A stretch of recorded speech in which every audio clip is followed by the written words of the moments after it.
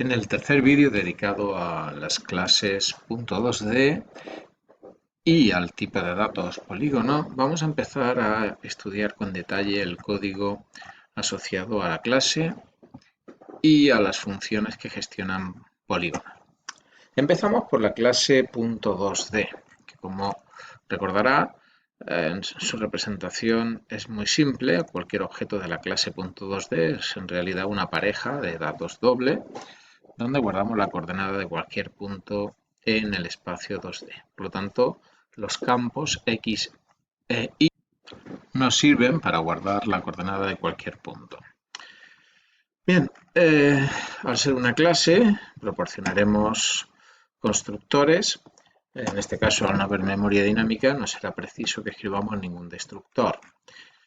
Proporcionamos un constructor sin argumentos y un constructor al que le especificamos cuál es el valor de la coordenada X, al que hemos llamado abscissa., su parámetro formal, y el valor de la coordenada Y, al que hemos llamado ordenada., en su parámetro formal para la coordenada Y.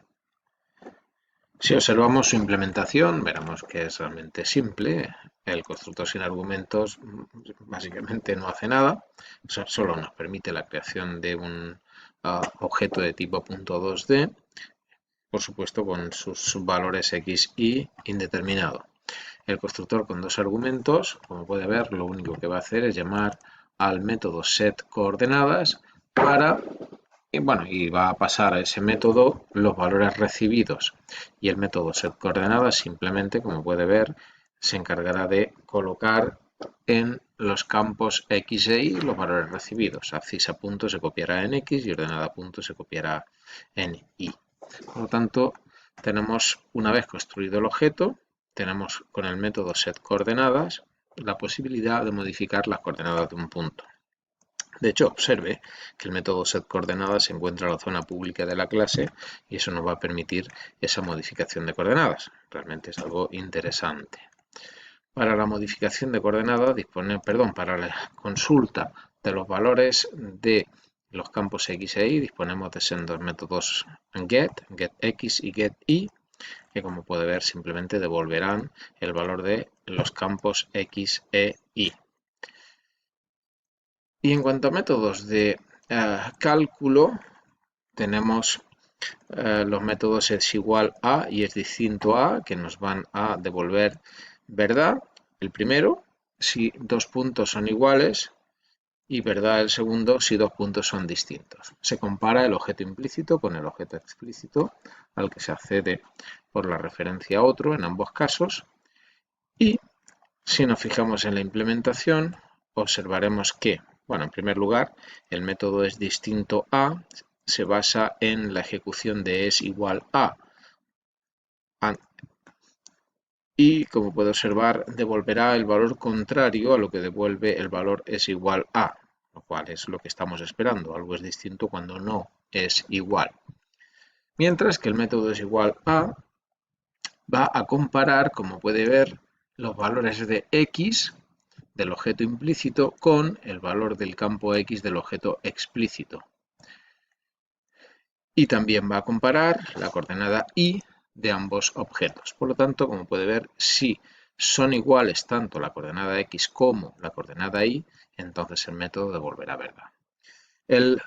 La función, porque observe que se trata de una función que realiza la comparación o que determina que dos datos dobles son iguales, la puede encontrar al principio del fichero, su declaración,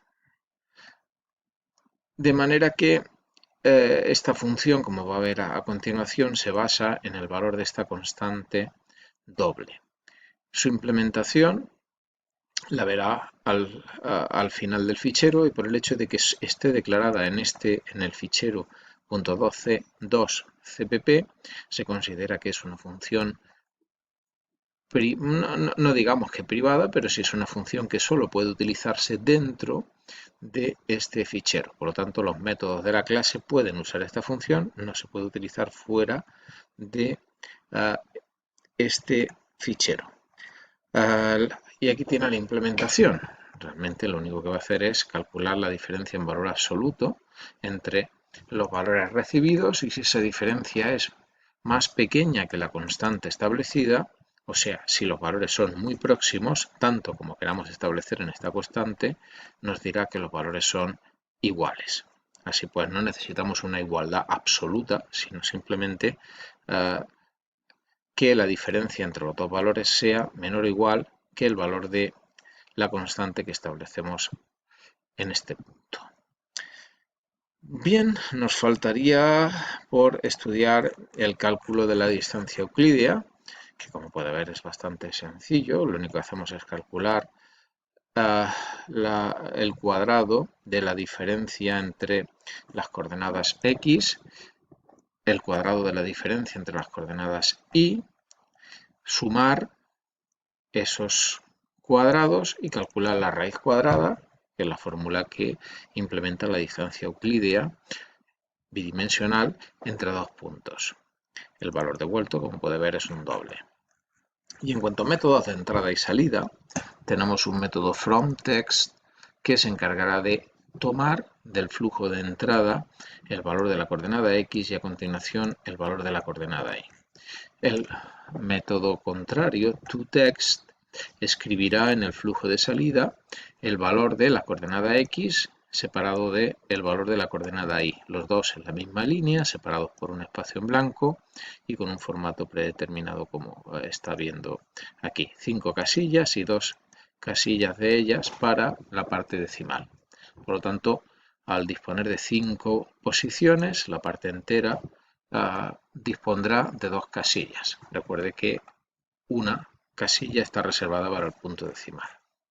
Y para la representación en forma controlada del valor de un punto, dispone del método toString que pinta, muestra, devuelve una cadena formada por unos corchetes, la representación en forma de texto del valor x, una coma, la representación en forma de texto del valor y se cierran los corchetes.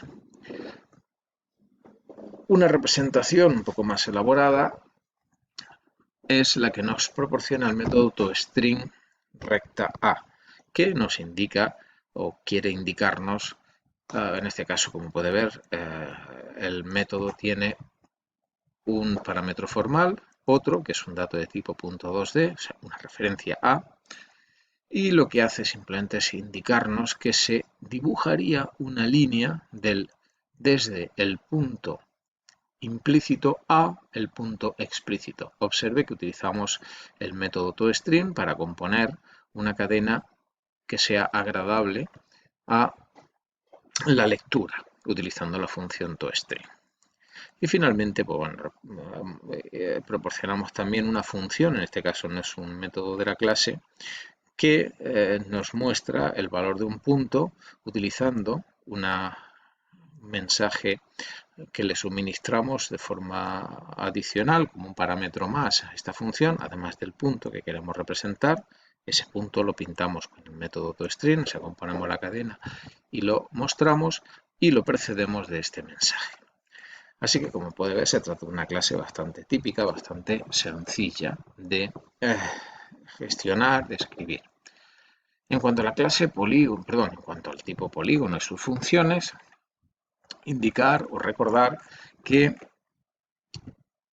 realmente el tipo polígono no es más que una redefinición del tipo puntero a nodo, donde el campo info del nodo no es más que un objeto de la clase .2d. Ese nodo tiene un puntero para referirnos al siguiente nodo de la lista. En la representación que adoptamos, trabajamos con listas en las que el último nodo tiene el puntero siguiente a 0 para indicar que ya no hay más nodos en ese polígono. Bien, vamos a estudiar las funciones básicas de creación y destrucción del polígono en lo que resta del vídeo.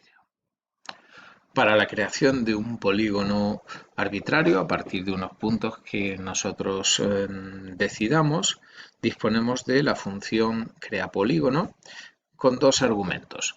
El primero, como puede ver, es un puntero a datos de tipo .2d, Esos datos son datos constantes y el segundo argumento es un entero que nos dice cuántos puntos van a formar el polígono. Realmente lo que vamos a hacer es acceder a un array de datos de tipo .2D y cada uno de esos puntos serán los que compongan el polígono. Por supuesto, debemos asegurar que el número de puntos sea mayor o igual que 3 para asegurar que vamos a conseguir un polígono. El segundo método de creación, o segunda función para crear un polígono, será crea polígono con 3 argumentos: número de puntos, centro y radio. Esta función creará un polígono regular con un número de puntos indicado como primer argumento. La manera de creación la podrá ver en el enunciado del problema. Y finalmente destruye polígono, liberará toda la memoria reservada por los puntos del polígono. Básicamente liberará los nodos de la lista. Si nos fijamos en la implementación, nos daremos cuenta que las funciones crea polígono, ambas, tanto el polígono arbitrario como el regular, se basan en la función reserva memoria. Recuerde que en ambos casos le proporcionamos cuántos puntos queremos que tenga el polígono. En el primer caso se reserva memoria para los puntos indicados, num.puntos. Se entiende que accederemos a un array y copiaremos en el polígono los datos a partir de ese array. Y en el segundo caso, como puede ver, el polígono regular, se recibe cuántos puntos tiene que formar ese polígono y se calcularán sus coordenadas a partir de las fórmulas indicadas en el enunciado. Si nos fijamos en el primer caso, vamos a ver cómo crear un polígono de un número de puntos arbitrario. La función que reserva memoria la tenemos declarada en este fichero cpp, aquí al principio, y definida al final, con lo cual realmente se tratan de funciones que solamente pueden utilizarse dentro de este fichero. No podemos decir que sean funciones privadas como tales, pero que su ámbito queda reducido únicamente a este módulo. Lo mismo pasa con liberar memoria y bueno, y en la función de acceso a una casilla el valor, que veremos más adelante. Si estudiamos la implementación de las funciones indicadas, vemos que la primera de ellas, aquí la tenemos, reserva memoria, simplemente, como puede ver, creará una lista con un número indeterminado de nodos, función que ya hemos estudiado anteriormente. Inicialmente crea una lista vacía, evidentemente igual en lugar de poner 0 podríamos haber puesto nullptr, porque se trata de un puntero, y simplemente vamos creando los distintos nodos. El primer nodo se crea aquí y luego con un ciclo for se crean los restantes nodos y se van enlazando. Para terminar, podemos poner de nuevo que el puntero final es el nullptr. Así que aquí tiene una función simplemente de creación de una lista con un número determinado de nodos, en este caso con valores indeterminados. Observe que cuando se ejecuta la función, cuando se ejecuta el operador new nodo y se crea un nodo de la lista, el campo info es de tipo .2D, por lo tanto actúa el constructor de la clase .2D que se encarga de inicializar cada uno de los nodos de la lista, el campo info. En este caso, como el constructor sin argumentos de la clase .2D no hacía nada específico, pues el valor que va a tener, aquí lo tiene, cada uno de esos nodos será indeterminado. Bien, la función que libera memoria simplemente se encargará de hacer delete de cada uno de los nodos. Así que si damos un paso más, pues podemos hacer un poquito más profesional el código, de forma que en lugar de escribir si pol es distinto de 0, bastaría con poner si pol por la lista vacía. De esta forma vamos liberando todos los nodos de la lista hasta finalizar con el último nodo. Podemos terminar escribiendo nullptr para indicar que el último o que el puntero que da acceso a la lista se va a quedar vacío. Bueno, con estas modificaciones compilamos el código para asegurarnos que todo ha ido correctamente. Y ya podremos terminar con el método elValor, que como puede observar nos devuelve una referencia al punto 2D y verá que simplemente se encarga de recorrer la lista, llegar hasta la casilla indicada y devolver una referencia a el punto que se encuentra en ese nodo.